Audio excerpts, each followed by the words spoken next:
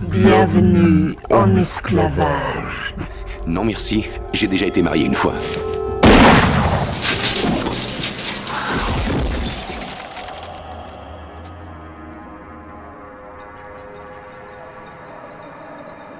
Le 28 octobre, nous avons été contactés par une étudiante en journalisme de Sciences Po dans le cadre d'un web documentaire sur les modes de vie et de pensées alternatifs. Ses recherches l'ayant amenée à découvrir la communauté MGTOW, elle a souhaité recueillir nos témoignages. Voici l'entretien qui en a résulté. Ok, alors, on a eu un de nos collègues, quelqu'un de MGTOW tout à l'heure, donc il nous a un peu expliqué la définition du mouvement, les valeurs communes, etc. Est-ce que vous voulez nous donner votre définition personnelle de ce phénomène social? Ah, déjà c'est bien parce que vous appelez ça phénomène social. Ce qui est déjà bien parce que c'est très souvent décrit comme un mouvement, et en fait ça n'en est pas un parce qu'il n'y a pas de cohésion entre les différentes personnes. Enfin, pas de cohésion réelle. Après, vous pouvez trouver des groupes où les gens discutent entre eux, mais il n'y a pas vraiment de cohésion entre les différentes personnes, menant à un but ou à une volonté de changer quoi que ce soit. Donc, sur le site Micto France, on a écrit une définition qui est la suivante, que je peux vous lire, qui pour nous est un peu le dénominateur commun, en fait, le plus resserré et le plus précis. Nous, on décrit comme ça, c'est hommes suivant leur propre voie, qui à minima renoncent au mariage et à la paternité, en adoptant une stratégie individuelle et spontanée, d'autopréservation par des engagements, aux réactions aux dangers du gynocentrisme dans les sociétés post-industrielles atteintes par le féminisme. C'est quoi le gynocentrisme? Le gynocentrisme, c'est quand une société tourne autour des intérêts plutôt féminins. D'accord, donc du coup c'est une société, des intérêts féminins qui ont du coup été ramenés par le féminisme ou avant l'essor du d'accord, ok. Est-ce qu'il y a un profil de personne type? Est-ce que c'est plutôt des jeunes? Est-ce que c'est plutôt À vrai dire, c'est très étalé. Okay. Des gens qui sont très jeunes, parfois j'aurais même un peu l'instinct de dire trop jeunes, qui parfois ils vont un peu par impulsion et moins par raison. Et il y a des personnes plus âgées, très souvent après un divorce ou une mauvaise relation et compagnie. D'expérience sur les différents groupes de discussion qu'il peut y avoir, vous trouvez un peu de, je vais dire pour rigoler, mais de 17 à 77 ans, quoi. Vous trouvez des personnes qui sont très jeunes et vous pouvez trouver des personnes qui sont assez âgées. En termes de classe sociale et couleur politique, il y a un profil type ou pas du tout? Pas vraiment. Vous allez trouver, en fait, c'est là où c'est pour moi assez intéressant, c'est que vous allez trouver à la fois des personnes qui sont, on va dire, plutôt de milieu bourgeois ou des personnes qui sont vraiment des prolétaires, quoi. Vous allez trouver des personnes de basse classe sociale, pour ainsi dire, qui sont ouvriers, maçons, que sais-je, et vous allez trouver des architectes ou des avocats, quoi. Ok, donc il y a un vrai sens. En termes de vote politique, vous avez une réponse ou... Bah c'est pareil, c'est divers. Et en plus du fait que y a des communications qui se font de plusieurs pays en même temps, parce que la francophonie c'est plutôt large, et ben en fait vous allez trouver des personnes qui ont des avis très différents sur le modèle de société qu'ils souhaiteraient. Je vois. D'accord. C'est pas les réponses du coup, c'est Belgique, France, Canada, partie française. Et l'Afrique, L'Afrique. D'accord, ok. Enfin, en Afrique. Ok. Est-ce qu'on peut considérer ce phénomène social comme un mode de vie à part entière qui va du coup effectivement influencer les relations hommes-femmes et les relations sociales en règle générale? En fait, j'ai plutôt tendance, et je suis pas le seul à partager cet avis, plutôt tendance à considérer ça comme une espèce de conséquence que comme un mode de vie choisi. C'est-à-dire que vous avez un contexte qui mène à des phénomènes qui sont sociologiques où des personnes vont s'écarter de certains types de relations. Par exemple, on parle très souvent de l'individualisme dans nos sociétés post-industrielles et du manque de lien entre les gens. C'est des phénomènes sociologiques qu'on observe, et avec le fait que les gens vivent de plus en plus en ville, avec des densités de population de plus en plus fortes, on remarque que les liens entre les gens et le niveau de méfiance entre les gens augmente. Et en fait, il y a des phénomènes instinctifs qui se créent et qui sont pas toujours conscients. Nous, on a tendance à différencier parce qu'il y a un peu deux types de mictos, si vous voulez. Il y a les mictos qui théorisent la question et qui cherchent par la raison en fait à trouver le pourquoi du comment, et vous avez des personnes que vous allez croiser dans la vie de tous les jours qui ne réfléchissent absolument pas aux phénomènes sociologiques en tant que tels et qui pourtant vont adopter des comportements qui sont mictos. Par le mot conséquences, on peut entendre comme ils subissent les conséquences de cette société, c'est ça? Bah oui, par exemple, mais en fait soit ils subissent ou soit ils s'adaptent. Par exemple, on est dans une société où il y a plus de la moitié des mariages qui se finissent en divorce, et à majorité à la demande des femmes. Et du coup, c'est vrai qu'il y a une espèce de réaction au niveau masculin qui peut être instinctive ou réfléchie. Est-ce que j'ai vraiment un intérêt à aller dans ce type de relation contractuelle? Parce que le mariage n'est pas un contrat. Donc finalement, c'est une réponse à un changement de société, finalement. Oui, c'est ça. Ok. Et du coup, vous, quelle est votre histoire personnelle, sans forcément donner de détails si vous voulez pas en donner, mais d'où vous venez, un peu votre trajectoire que vous avez Alors, c'est pas une trajectoire type, c'est purement individuel et là c'est purement personnel. Personnellement, j'ai toujours été intéressé par expliquer comment fonctionnent les relations humaines. J'étais quelqu'un qui a dû comprendre par la raison en fait comment ça fonctionnait. J'étais pas la personne la plus à l'aise socialement initialement. Aujourd'hui, introverti. Plutôt introverti. Mais aujourd'hui, j'ai de très bon contact avec les gens qui m'entourent, que ce soit dans le travail ou dans le privé. Mais j'ai dû un peu comprendre comment ça fonctionnait. Et en fait, bon, j'ai eu quelques relations, quelques copines, enfin voilà, un peu comme tout le monde. Et c'est vrai que j'ai remarqué, on va dire, des similitudes de comportement. Et en fait, je me suis posé la question de pourquoi ça échouait. Que ce soit parfois en partie ma faute, sans problème, et parfois en fait qu'est-ce qui coinçait en fait. Et en fait, ce que j'ai remarqué d'une manière générale, que ce soit par mon expérience ou par l'expérience d'autres personnes que je peux avoir autour de moi et qui ont aussi des retours d'expérience et des personnes après plus tard en ligne avec qui on discute, c'est qu'en fait il y a des attentes qui sont très asymétriques entre les attentes qu'ont les femmes et les attentes qu'ont les hommes. Et c'est pas forcément compatible. Ben, très souvent, c'est, en fait, si vous voulez, quand vous avez pas du tout les mêmes attentes sur le projet de couple, forcément, ça va coincer à un moment ou à un autre.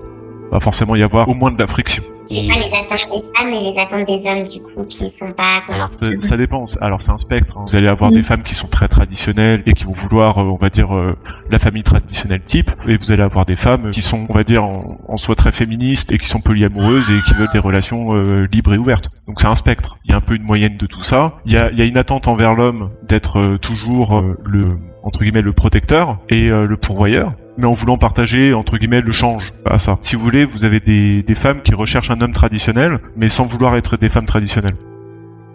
D'accord. C'est un peu comme ça que j'expliquerai, je sais pas si c'est clair. Par pourvoyeur, vous entendez quoi? Souvent quelqu'un qui gagne plus qu'elle, pour pouvoir alimenter la famille, ce qui est pas tout à fait anormal, parce que quand une femme veut devenir mère, même si elle a un emploi et compagnie, très souvent elle va devoir sacrifier un peu sa carrière ou ses études ou que sais-je pour pouvoir être mère. Et du coup, il y a besoin que l'autre membre du couple soit assez solide pour pouvoir alimenter tout ce foyer. Donc c'est pas une demande aberrante, mais c'est une demande qui existe. Depuis quand vous avez commencé à vous intéresser à ce phénomène social? Alors, je dirais que ça fait bien 6-7 ans. Et vous avez quel âge, du coup, si vous voulez nous donner 29 ans? J'ai 29 ans. Ok. Et c'est quoi votre situation sociale, professionnelle? Je travaille, je suis dans l'hôtellerie-restauration. Et c'est quoi votre premier contact avec ce milieu? Ça a été par Discord Non, c'est... au fait, au début, moi j'ai fait de la recherche de données. Ok.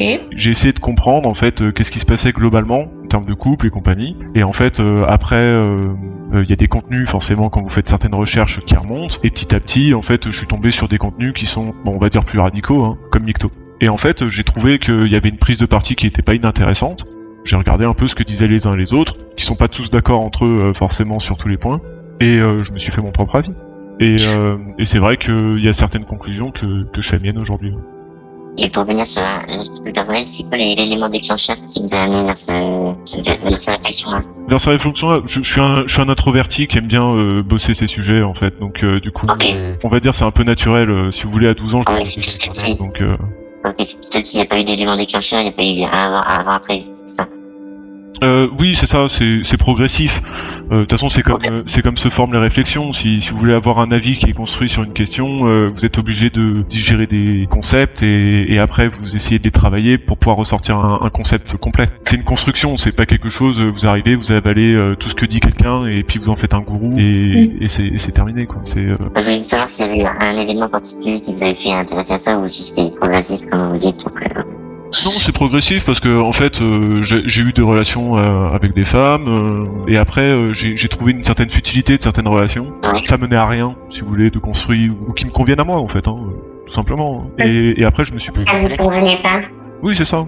Ça convenait pas, donc du coup je me suis un peu posé la question, et puis après j'ai cherché un petit peu le pourquoi du comment. Et c'est sur quelle base que ça vous convenait pas? C'était les attentes toujours?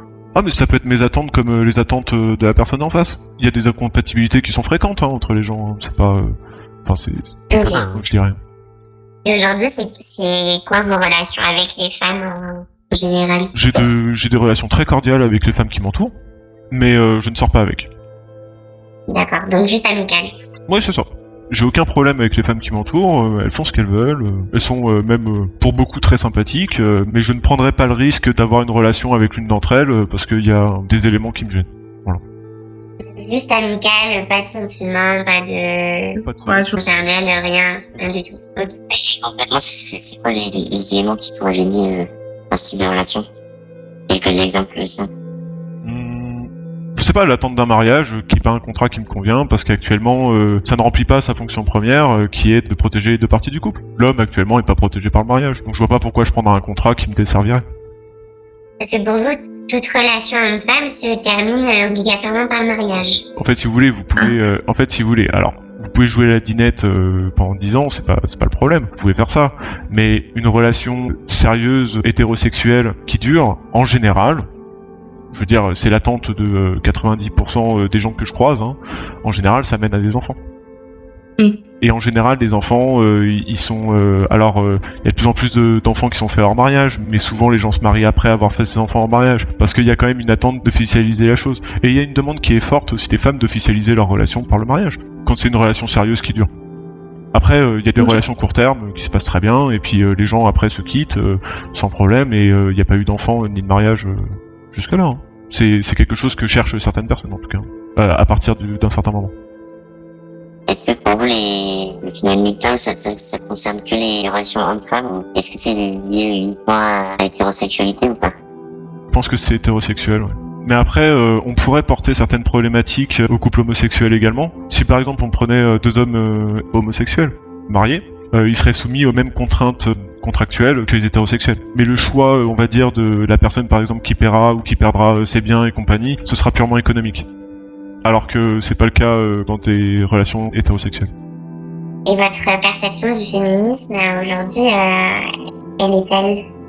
En fait, ça dépend de quoi on parle. Il y a deux façons de voir les choses. Soit le féminisme, c'est un mouvement qui veut donner une place dans la société aux femmes, ce qui à mon avis est le cas, donner les mêmes droits aux femmes, ce qui à mon avis pour l'instant est le cas, et après donner le même niveau de salaire, ce qui à mon avis est le cas.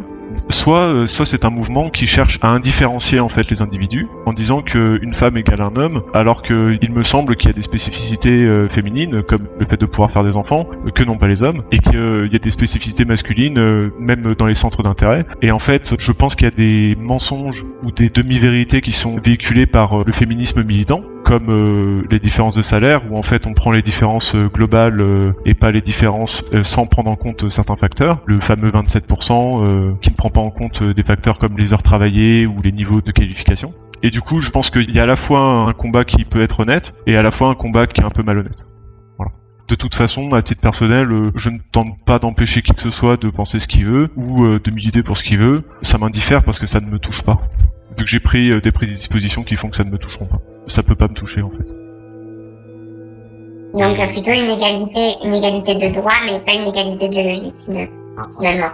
Bah, égalité biologique, ce serait curieux, c'est que les femmes sont, pour l'instant, du moins, les seules à pouvoir porter un enfant, du moins que je sache. Et il y a quand même des différences entre les femmes et les hommes, même au niveau musculaire. Vous avez 30% de masse musculaire, on n'est pas fichu de la même manière, exactement, ce qui fait que les hommes ont plus de muscles au niveau des épaules et des bras, ce qui fait qu'on est plus fait pour porter les charges lourdes, ce qui fait peut-être qu'on est plus envoyé à la guerre et compagnie quand il s'agit de se battre et d'envoyer des gens se faire tuer. Voilà, bon. Et à la fois, est-ce que ça veut dire que les femmes sont incapables de faire certaines tâches? Non. Mais globalement, actuellement, le bâtiment est occupé 98% par des hommes. Et il me semble qu'il y a des raisons à ça. Et je pense pas que si le bâtiment est occupé à 98% d'hommes, ce soit parce que les hommes ont empêché les femmes d'y rentrer. Je pense pas. La raison, du coup, pour moi, serait du coup biologique, pas sociologique. En fait, je pense que c'est un mélange des deux. C'est que la biologie fait parfois de la sociologie, si vous voulez. C'est que il y a des prédispositions naturelles à certaines tâches. Et d'ailleurs, on le voit dans les centres d'intérêt. On voit dans le soin, dans l'aide à la personne et compagnie, il y a beaucoup plus de femmes que d'hommes. Est-ce que c'est parce qu'on a forcé les femmes sur ces sujets-là, ou c'est parce que les femmes ont peut-être plus attrait aux soins vis-à-vis des personnes? Vous voyez ce que je veux dire? Ouais. Et est-ce que c'est mauvais, en fait? Et moi, je pense pas que ce soit mauvais. Par contre, c'est vrai que c'est pas des métiers qui payent. Et c'est dommage. Mais le fait est que y a des femmes qui ont tendance à plus choisir des métiers, non pas parce qu'ils payent bien, mais parce qu'ils ont un intérêt pour elles. Alors qu'il y a beaucoup d'hommes qui vont choisir des milieux professionnels pour que ça paye bien. Et pas parce que ça les intéresse. Mais après, c'est tendanciel, hein. C'est des tendances, ça n'inclut pas toutes les personnes composantes. Hein. Oui, parce que certaines personnes pourraient vous rétorquer que on a éduqué sociologiquement les filles à être dans ces milieux du care, à s'occuper, à être douces, gentilles, et garçons à plus développer la force, à être plus tournés vers l'argent. On pourrait dire ça, mais du coup, faudrait le prouver. Faudrait prouver que c'est le seul élément déterminant. Ok. Et le problème, c'est que, en fait, pourquoi on éduque les jeunes hommes à être peut-être plus dans des travaux de force, et les femmes plutôt dans le soin? Enfin, c'est un peu la foule à poule, hein. Est-ce que parce que les uns et les autres étaient plus prédisposés à la base, ou c'est parce qu'on a voulu forcer les uns à aller vers les métiers qu'on voulait pas? En fait, parfois, je trouve qu'il y a un fonctionnement pervers à vouloir forcément trouver de la malveillance dans des endroits où il y en a pas forcément, quoi. Même si vous allez trouver des hommes misogynes qui vont dire, elle est bien bonne qu'à ça. Ou elles sont bien bonnes qu'à ça. Oui. Ce qui est méprisant et dégueulasse. Et est-ce que, alors je suis pas sur autre chose, est-ce que ce phénomène social du LGTW, à quel point ça impacte votre quotidien, et est-ce que vos proches ils sont au courant, famille, amis, est-ce que c'est un tabou ou au contraire vous en parlez plutôt librement? Non, j'en parle pas en fait. J'ai pas besoin d'en parler, j'agis, je fais ce que je pense être bon pour moi à ce niveau-là. J'ai pas besoin d'en parler en fait, à quoi bon? Et puis c'est un certain stigma quand vous êtes un homme célibataire, parce que vous êtes très jugé sur le fait d'être célibataire quand vous êtes un homme. Et surtout quand vous êtes dans un groupe qui vous connaît depuis longtemps, les gens se posent la question. On m'a souvent demandé si j'étais pas homosexuel. Bien d'accord. Alors que j'ai pas parce que j'étais célibataire de longue durée, voilà. Mais non.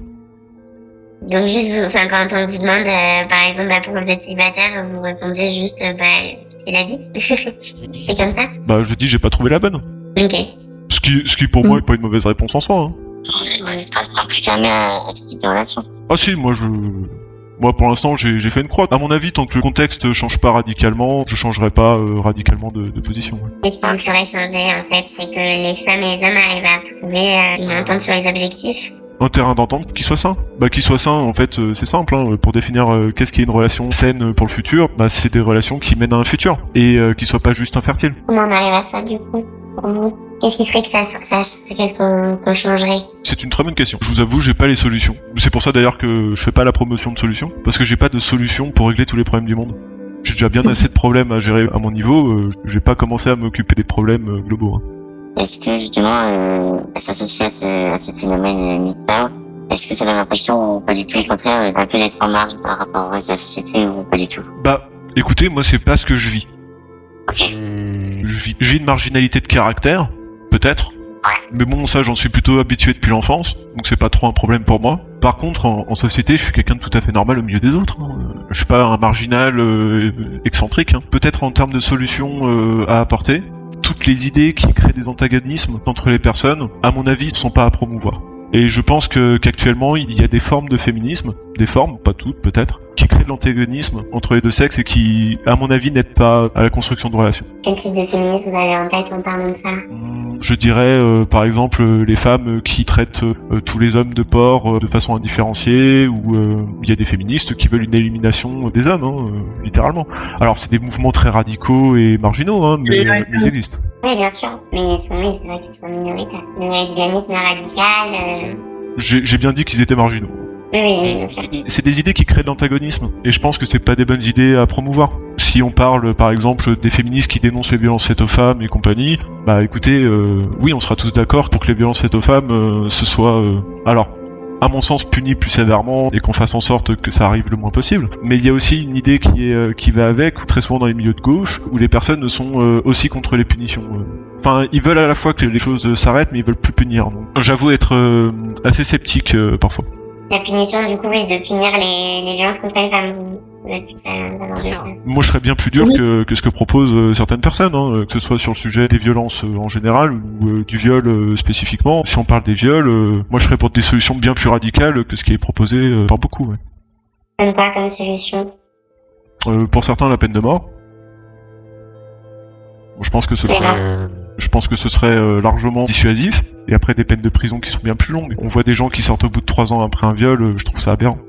Enfin, je sais pas vous, hein, mais moi je trouve ça aberrant de voir des gens, que ce soit des viols de femmes ou des viols d'enfants, hein, qui sortent au bout de quelques années. Je trouve ça pour les victimes. C'est quoi comment vous différenciez les incels? En fait, c'est assez simple. Parce que les incels se décrivent comme étant des personnes qui sont dans l'incapacité de pouvoir trouver une femme. Et c'est des gens qui ont envie de militer pour que les femmes aillent vers elles, entre guillemets, de force. Moi, je suis pas dans cet esprit-là. Hein. Et les myctos sont pas dans cet esprit-là. Si vous voulez, les incels sont dans une frustration et très souvent dans une dépression vis-à-vis du sujet. Alors qu'en fait, finalement, le concept mycto et les conclusions, c'est plutôt une forme de stoïcisme. Oui, en fait, vous voulez rester célibataire et c'est un choix, alors que les incels, ils le voient plus comme une obligation, finalement. Oui, bah c'est comme s'ils étaient prisonniers, en fait, célibataires. Alors que moi, c'est finalement c'est une solution pour m'éviter plein d'ennuis. C'est un peu opposé comme dynamique. Est-ce que ce phénomène social de MGTW, il vous convient aujourd'hui, ou est-ce que vous voulez aller plus loin? Est-ce que vous voyez des limites à ce phénomène social, ou pas forcément? La limite, elle est contextuelle, c'est toujours pareil. Si demain, j'ai plus aucune raison de m'inquiéter, faudra que j'en fasse cas et je n'aurai plus aucune raison de m'inquiéter. Vous voyez, c'est très simple, hein. Et du coup, Mycto se résorbera. Actuellement, ça prend plutôt de la force parce que y a de plus en plus d'hommes qui finissent par adopter les mêmes conclusions. Est-ce que ce phénomène social, du coup, puisqu'il y a une recrudescence, est-ce qu'il a une volonté potentielle de devenir un mouvement, et dans ce cas-là, un mouvement organisé, ou ça restera un phénomène social à part entière? Moi, je pense que ça restera un phénomène social parce que les personnes qui sont touchées par ce phénomène sont trop diverses, viennent de milieux trop différents pour que ça forme quelque chose qui puisse être quelque chose comme un mouvement militant et compagnie. Et après, il y a aussi quelque chose, c'est que si j'avais voulu être militant, je serais un masculiniste chez SOS Papa ou que sais-je. Et en fait, non, je suis pas... je pense qu'ils... Bon, déjà, sur certains points, ils ont tort, et sur d'autres, c'est pas en se battant à contre-courant qu'on arrive à changer le sens du courant. En fait, faut laisser le courant se faire, et au bout d'un moment, l'eau a fini de couler. Hein. Donc là, pour l'instant, dans votre quotidien, c'est plus un mode de pensée dans lequel vous êtes confortable et pas forcément, effectivement, une lutte ou... Non, il n'y a pas de lutte. Ouais, ok. C'est... Franchement, hein, les gens font ce qu'ils veulent. Mais au bout d'un moment, il y a quand même des conséquences aux pensées X ou Y, et ces conséquences viennent. Il y a de plus en plus de gens célibataires, il y a de plus en plus de gens qui sont malheureux dans leur coin, et c'est pas bon. Mais ça va forcément mener à des situations de crise. Et un jour, il faudra crever l'abcès d'une manière ou d'une autre. Mais c'est pas moi qui le ferai. Hein. Ok. Et comment vous envisagez votre avenir, du coup, si avec une femme, à un moment, il n'y a pas de terrain d'entente, vous continuerez d'être célibataire et ça vous ira, et tant qu'au contraire, du coup... En fait, si vous voulez, c'est que je suis pas dépendant, affectivement, au point de me dire que j'ai absolument besoin d'une femme pour être heureux. Du coup, en fait, je vis très bien le célibat. C'est pas le cas de beaucoup de personnes. Hein. Il y a beaucoup de personnes qui sont très dépendantes affectivement et qui ont besoin du couple comme espèce de pansement à leur identité pour sentir mieux. C'est pas mon cas. Dans le phénomène social ou pas du tout? Généralement. En général, ok. C'est ça. Ok. Et en fait, moi, c'est pas mon cas. Moi, je suis très heureux. En fait, si vous voulez, pendant que je passe pas du temps à entretenir une relation, je passe du temps à entretenir des passions, à travailler, à côté travailler des hobbies que j'ai. Et en fait, ça me va. Je suis très heureux. Et si par hasard le contexte change et que je peux être très heureux, mais avec quelqu'un, pourquoi pas? Mais pour l'instant, c'est pas le cas. Ok. Je trouve ça assez impressionnant parce que on a l'impression, vu de l'extérieur, que dans ce phénomène social, il y a une certaine homogénéité.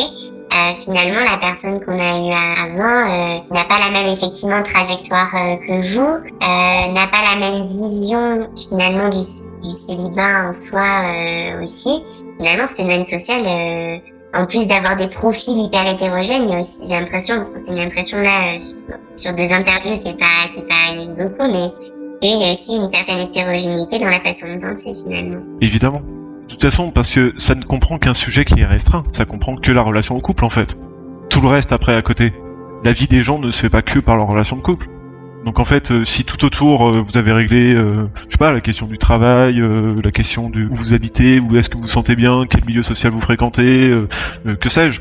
Le couple, il est en plus. Il y a beaucoup de gens qui pensent qu'ils seront heureux dans le couple, par le couple, grâce au couple, alors qu'ils sont pas heureux avant, et très souvent, ça mène à des désastres. Parce qu'ils pensent que ça va être un pansement à leur dépression, à leur malheur, que d'être en couple. Et en fait, en général, ils vont ramener leur dépression, leur névrose et compagnie dans le couple. Et bon, à mon avis, c'est pas la meilleure trajectoire. Ce qui mène à d'ailleurs beaucoup de relations très toxiques et qui se passent mal. Hein.